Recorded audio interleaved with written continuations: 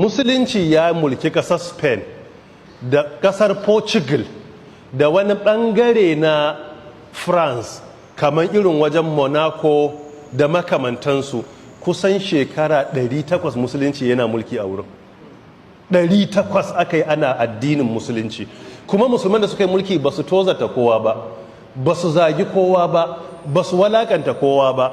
Aka kulla musu da sisa, yau aka waye gari addinin ma babu gurbinsa sai dan abin da ba a rasa ba. Musulmai aka yi ta yaƙarsu, ana azabtar da su da ƙarfi, su suna neman zaman lafiya, ana tozarta su, aka yi ta bin su gari aka kwace irin wajen madrid, aka kwace sevilla, aka kwace malaga, waɗannan duk manyan garuruwa, aka kwace monaco, duk manyan su kadi su zaragoza, duka duwal ne islamiyya. Har ya zama daula ta ƙarshe da ta saura shine granada, har cordoba an kwace, wanda an yi manyan malamai fada duk duniyan ana maganan inda ake da malaman musulunci sai a rika maganan spain, beladul andalus, duk waɗannan wurare aka kwace su, sai saura granada kadai. Wasu musulman granada aka ce to za a hana ku addini gaba ɗaya, ko ku daina addinin gaba ɗaya ku fita a musulunci, ko kuma a kashe ku ko ku bar garin. Rabi sai suka bar garin, suka bar kasar, wasu suka ƙetaro afirka suka dawo morocco, wasu algeria, wasu zuwa wajen tunisia suka zauna. Rabi sai suka ce bari mu nemi fatawa, sai suka yi wasiƙa. A lokacin da aka musu wannan shine gregorian date, shine shekara ta 1492, shine inda aka fara karya daula ta ƙarshe a granada. Lokacin fa in ka shiga irin granada, sevilla, za ka samu masallaci sun kai 150 manya-manya, wanda a duk duniya a lokacin babu wani wurin da ke da masallatai manya irinsu. Lokacin ana maganan habara, advancement a duniya, wurare uku ne: Baghdad a Iraq, da kuma Biladul Andalus, da kuma Cairo a Egypt. Waɗannan su ne asalin habara, advancement a duniya, na medicine, na mathematics, na physicians, komai da ake magana a duniya a nan habara take. To a 1492 da aka karya granada, rabi suka tafi suka ce tunda ba za mu iya fada ba, mu mun kaura. Rabi sai suka zauna akan raunin addini, sai suka ce bari mu nemi fatawa. Sai suka yi wasiƙa zuwa ga wasu malamai da ke ƙasar algeria, a wani gari da ake kiransa rahwan, wato yanzu da kiran garin da turanci ana ce masa oran, ko kuma da french oran. Muna jin oran ko? Babban gari ne a algeria. In ka je bayan algiers capital, babu inda ya kai oran. To oran din sai suka turo fatawa garin a 1502, bayan an karye dolar su 1492 yanzu shekara 532 sai suka nemi fatawa a 1502, kaman ka ce kaman yanzu shekara nawa kenan? Shine za ka yi cewa kamar shekara 522, kamar shekara 522 sai suka turo wajen wani malami, babban malami ne, sunansa Sheikh Ahmad ibn Abi Jumu'a. Suka ce muna neman fatawa, an ce ko mu bar garinmu ko a hana mu addini.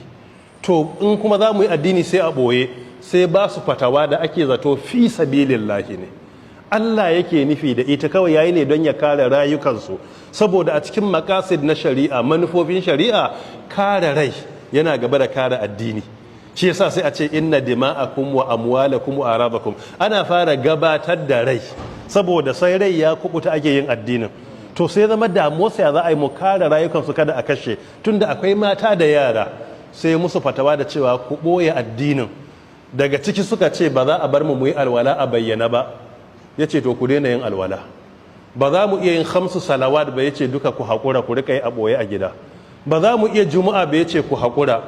Suka ce ana tilasta mu riƙa cin naman kare da alada da biri da kaza, ya ce duka ku yi tun da rarura ne, illa man ukriha ne. Sai duba short term implication ɗin, bai tuna hatsarin abun a gaba ba. Sai ya ce don a kare ranku babu laifi ku yi, shari'a tana kubutar da rai. Ai sahabbai ma a zamanin fiyayyen halitta akwai waɗanda sun ma zagi Allah, an sa su yi, sun yi denouncing addini don su buya. Ko manzo Allah ya ce da kuka faɗa da gaske ne ko ba da gaske ba? Suka ce mun yi dan mu tsira ne, ya ce babu damuwa. Akwai kisosi da dama da suka faru irin wannan.